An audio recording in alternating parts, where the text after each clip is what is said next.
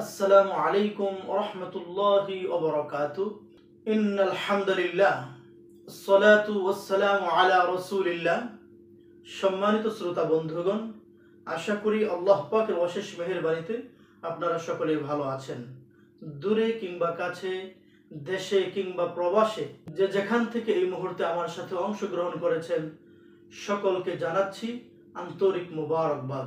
প্রিয় ভিউয়ার্স, আমার আজকের আলোচনার বিষয়বস্তু হচ্ছে জিন ও জাদুকর মানুষকে যেভাবে সবচেয়ে বেশি ক্ষতি করে।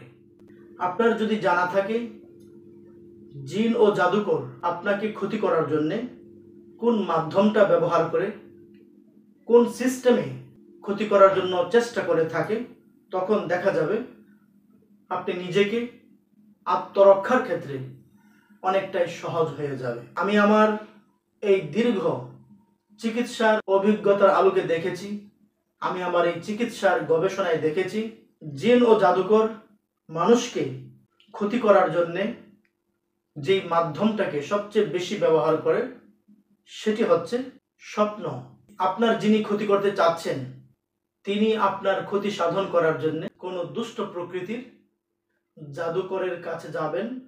যাওয়ার পর জাদুকরকে বলবে এই লোকটাকে এইভাবে এইভাবে ক্ষতি করতে হবে। জাদুকরকে ওই লোক যেভাবে বলবে জাদুকর সেই অনুযায়ী ক্ষতি করার জন্য চেষ্টা করে থাকে। কিন্তু দেখা যায় অনেক ক্ষেত্রেই যেভাবে ক্ষতি করতে চাচ্ছে সেইভাবে ক্ষতিটা তখন জাদুকর করতে পারে না।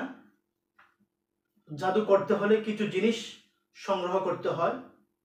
যাকে টার্গেট করে জাদু করতে চাচ্ছে ওই ব্যক্তির ব্যবহৃত অথবা তার গায়ের কোনো না কোনো অংশ সংগ্রহ করে জাদুকরের কাছে দিতে হয়। তখন জাদুকর এর সূত্র ধরে ওই ব্যক্তির ক্ষতি করার চেষ্টা করে। এখন জাদুকর ওই জিনিসগুলো নিজেও এসে নিতে পারবে না, আর যে ব্যক্তি আপনার ক্ষতি করতে চাচ্ছে সে নিজেও এসে আপনার বাড়িতে এসে বা আপনার কাছে এসে হয়তোবা অনেক সময় নিতে পারবে না। যখনই এরকম সমস্যা দেখা দেবে, যে লোকটি আপনার ক্ষতি করতে চাচ্ছে সে আপনার বাড়িতে আসতে পারবে না, আপনার সামনে আসতে পারবে না, তখন তারা বিকল্প একটি ব্যবস্থা গ্রহণ করে থাকে। আর বিকল্প ব্যবস্থা হচ্ছে স্বপ্ন। তখন এই স্বপ্নের মাধ্যমে জাদুকর জিনের সাহায্যে তখন দেখা যায় স্বপ্নে আপনাকে ক্ষতি সাধন করে থাকে।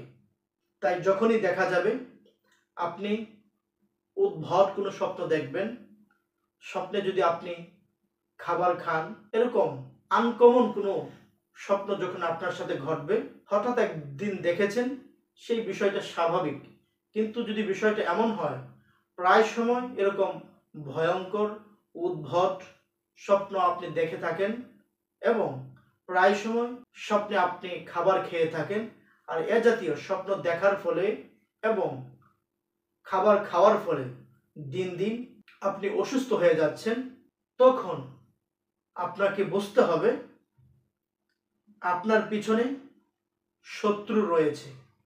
সেই শত্রু হতে পারে সরাসরি কোনো জিন অথবা কোনো জাদুকর। যখন স্বপ্নের মাধ্যমে আপনাকে এভাবে ক্ষতি করা হবে, সেই সকল স্বপ্নগুলোকে যদি আপনি গুরুত্ব না দেন, তখন দেখা যাবে এই স্বপ্নের মাধ্যমে আপনাকে চরমভাবে ক্ষতিগ্রস্ত করা হবে। যখনই আপনি কোনো দুঃস্বপ্ন দেখবেন, হাদিস শরীফে এসেছে বাম দিকে 3 বার থুতু ফেলবেন এবং একটি দোয়া রয়েছে হাদিসে বর্ণিত, সেই দোয়াটি যদি আপনি পরে 3 বার ফু দেন, আপনি যে খারাপ স্বপ্নটি দেখেছেন অথবা জিন ও জাদুকর স্বপ্নের মাধ্যমে আপনাকে যে ক্ষতি করতে চাচ্ছিল, হাদিসে বর্ণিত যদি আপনি সেই দোয়াটি আমল করতে পারেন, তখন দেখা যাবে স্বপ্নের মাধ্যমে আপনাকে ক্ষতি করার জন্যে তারা যেই প্রচেষ্টা চালাচ্ছে তাদের প্রচেষ্টা ব্যর্থ হবে। তখন আপনি বাম দিকে 3 বার থুতু ফেলবেন এবং বলবেন আউযু বিল্লাহি মিনাশ শাইতানির রাজিম মিন হাযিহির রুইয়া। অর্থাৎ আপনি আল্লাহর কাছে সাহায্য চাবেন, হে রব্বুল আলামিন, আমি যে দুঃস্বপ্নটি দেখেছি, যে ভয়ঙ্কর স্বপ্নটি আমি দেখেছি, এই স্বপ্নের মধ্যে যদি কোনো ক্ষতিকর দিক থাকে তাহলে সেই ক্ষতিকর দিকটি আপনি আপনার কুদরতি শক্তি দিয়ে নষ্ট করে দেন। বান্দা যখন আল্লাহর কাছে তার কুদরতি শক্তির সাহায্য ভিক্ষা চায় তখন আল্লাহ সুবহানাহু ওয়া তাআলার দায়িত্ব হয়ে যায় ওই ব্যক্তিকে সাহায্য করা। তাই যখনই এ জাতীয় আনকমন উদ্ভট স্বপ্ন দেখবেন তখন সেই সকল স্বপ্ন সম্পর্কে আপনাকে সচেতন হতে হবে, সতর্ক হতে হবে যে আপনাকে আপনার কোনো শত্রু জিন অথবা জাদুকরের মাধ্যমে ক্ষতি করানোর চেষ্টা করছে কিনা, অথবা কোনো জিন আপনার শত্রু সেজে আপনাকে ক্ষতি করার চেষ্টা করছে কিনা। আশা করি এই সংক্ষিপ্ত সময়ের মাঝে আমি আপনাদেরকে স্বপ্নের মাধ্যমে যেভাবে ক্ষতি করা হয়ে থাকে এই বিষয়টাকে আপনাদের সামনে পরিষ্কারভাবে বোঝাতে চেষ্টা করেছি। আশা করি আমার এই আলোচনার মাধ্যমে আপনারা বুঝতে সক্ষম হয়েছেন জিন ও জাদুকর স্বপ্নের মাধ্যমটাকে জাদু করার জন্য গুরুত্বপূর্ণ হাতিয়ার হিসেবে ব্যবহার করে থাকে।